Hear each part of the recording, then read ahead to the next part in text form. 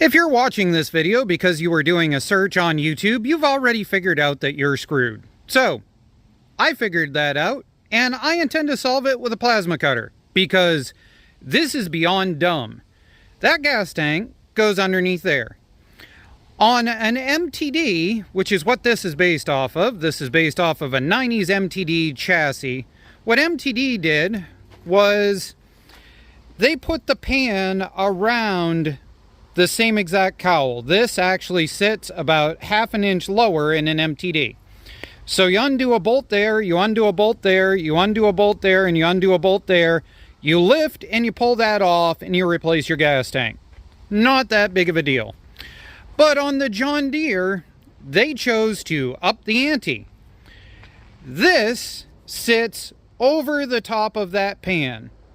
So, to replace that gas tank, you undo that bolt, you undo that bolt, that's okay, and then proceed to disassemble this entire steering column, all of your electrical, remove your battery mounting plate, which is going to be rusted from acid and corrosion, and the fact that John Deere just apparently didn't know how to paint anything correctly. And then, once that is all removed, you can finally lift this up and remove it. So, the ongoing solution of the internet for the past 5 years or so has been basically, you grab a grinder and you slice right here on both sides to create a relief, and then you put a jack between the hitch and the bottom of that pan, and you jack it up, and then you pry your tank out. I'm not exactly opposed to that idea, but I think that what we should do is, since it's based off of an MTD, I think we should make it like an MTD.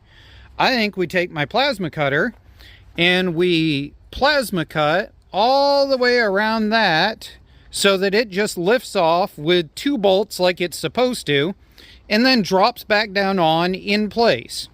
There's one problem with this idea, in that this piece right here on this pan is structural, because John Deere cut corners by never actually putting any support anywhere underneath this pan at all. So this is actually structural on the John Deere. But all we got to do is back it with a plate and weld it back together, put a quick tack weld in it. I don't know. I don't care that much.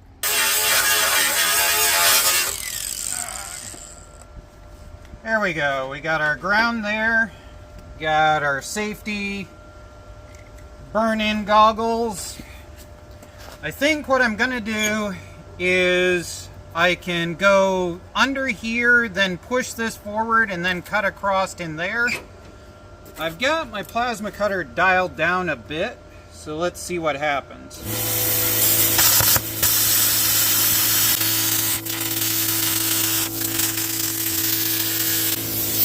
Now, I'm cutting right here at this ridge line because of the fact that welding it back together will be a lot easier in there than it will be if I'm cutting down here on this flat, because then I can stitch across that V with the welder. So,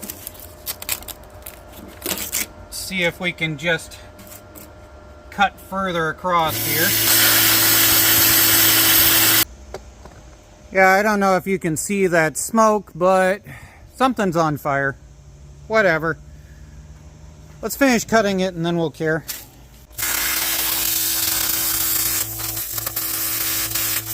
For the sake of some of you who are still working on grass cutters and not mud mowers, we've got the safety switch here just to prove that we can backfeed it through this hole, which, ta-da, it fits. That's where it went through, so 10 millimeter on an extension,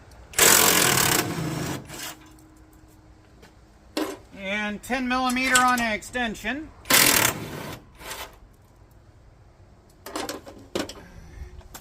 Now, if I'm right, we should be able to fold this down, reef on it a little bit, and pop it all off.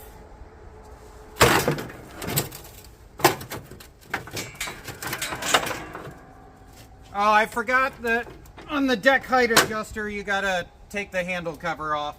Oh, if this is stuck, take your air compressor and stuff an air bit down into this hole and fill it full of air, and this thing will come shooting off into La La Land. But now I should be able to go up and off of here. Let go of reverse.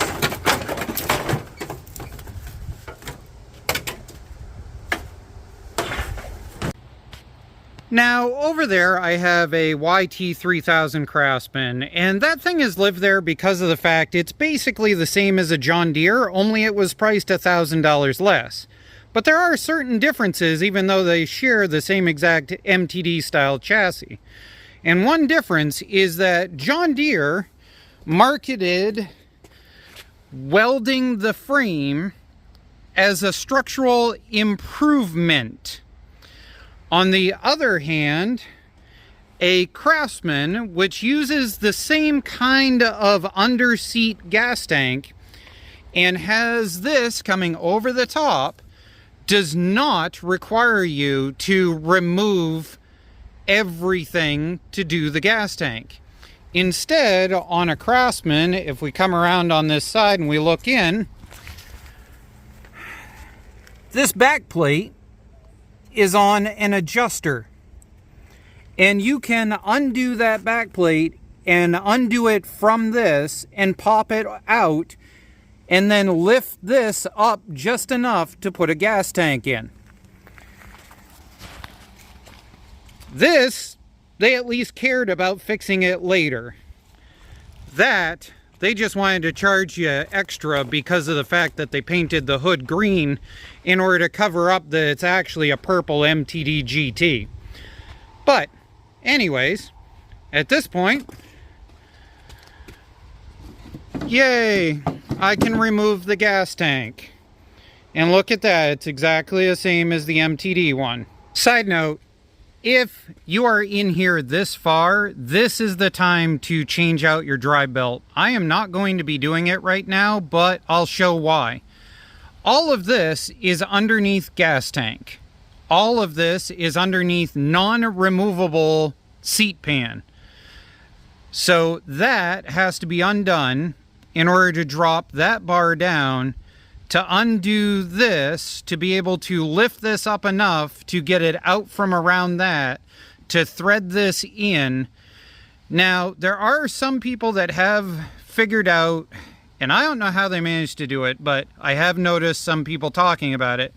If you undo this, and then you lift it, and then kitty corner it back, it opens this up enough that you can manage to get the belt off of this pulley and thread the new belt in. I don't know. What I've always done is drop this and then take this off and then just pull the whole thing out through the side next to the tire. But to each their own. If you're in here right now, this is the time to change this thing. Unfortunately, I don't have the right size belt on hand, or I'd be doing it right now. I'd love to rant on John Deere again, but really a bunch of companies do this. Cub Cadet does this, a couple of the Craftsman GTs do this. They have this viewing port in order to be able to tell how much gas you have, because apparently us Americans are too stupid to take the gas cap off and look. But this is what normally rots out. On this tank, what happened is a squirrel ate into the side of it trying to make a nest, and that kind of screwed it over. But if you have one like this and you want to save it so that you can still see the clear in order to be able to see how much gas is in it, the trick to it is TotalBoat UV Cure Clear Resin. And it's triggered by UV light. And this is one for radiator leak finding and for AC compressor leak finding. These ones are way stronger than what normally ships with those off of Amazon. So I'll post a link for that. I'm going to coat this up. I'm going to cure it for 10 minutes. And then we're going to pop it back in the machine. I'm going to lift that up and throw it back on, watching out for this stupid thing. I already preemptively welded some backing tabs. There's one there, one there, one there, and one on the other front. just so that I can have a spot to weld a seam and know exactly where I can cut through later if I ever need this off again. But in theory, this goes on exactly the same as you do an MTD or a Cub Cadet. You put it forward over the reverse pedal and then lift up and put your deck height adjuster in place. Here we go. I'm going to take those and I'm going to put them in so that it lines it up exactly where it was factory, and then I'm going to put a couple of welds in there. One side note I do want to mention while you're putting these on is this is spring loaded out, so you have to hold this over in order to be able to get these lined up.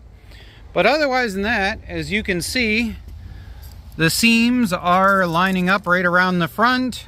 I've got a couple of backing pieces that I think what I'm going to do is slip this up in behind here, clamp it in place, and just weld it on both of these sides.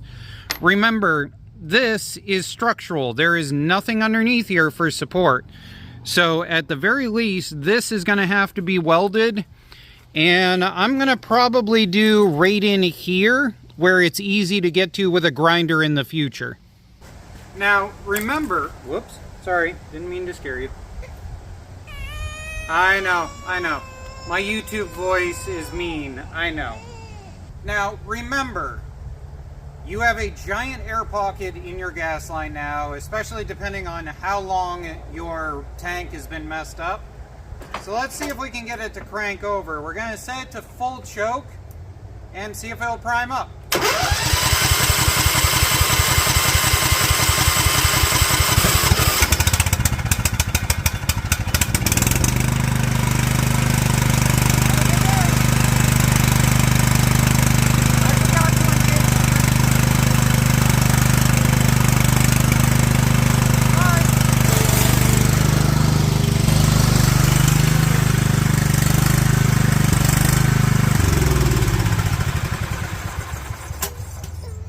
Bye-bye, YouTube. We're cranky. We just woke up from our nap.